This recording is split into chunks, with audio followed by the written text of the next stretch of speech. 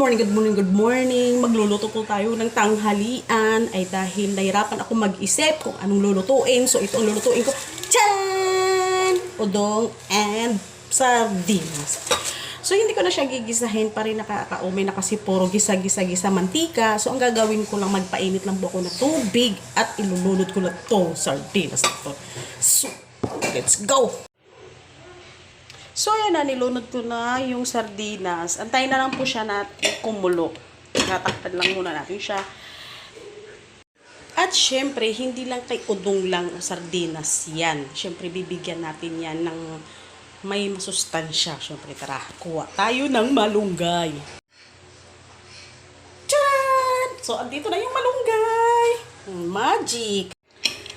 At ayan na, kumulo na siya.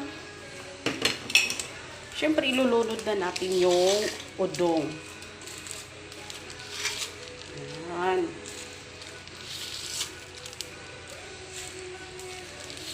Hindi lang kay udong sardinas lang yan, ha? Siyempre. May malunggay din yan. Lagyan natin ng twist, di ba? Ganyan tayong mga nanay. Madiskarte.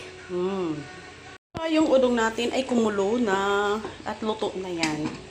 At may natira naman kaming ulam kagabi na gulay, sayote. Siyempre, ihahalo natin yan. Para hindi naman masayang. Buti naalala ko. Halo natin yan. Pagkatapos, ihahalo na natin ang masarap nating malunggay. So, yan. Ihahalo na natin ang malunggay.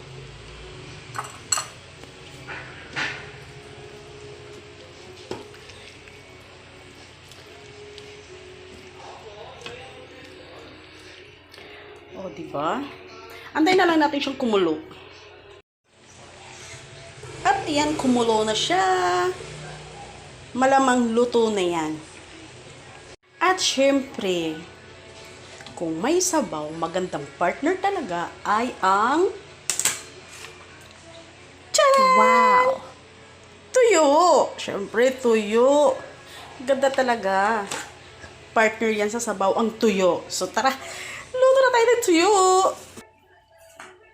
So, ayan na. Mainit na yung mantika. Oh. Diba?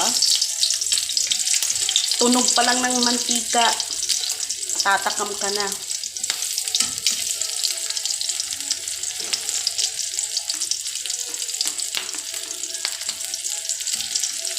Bango.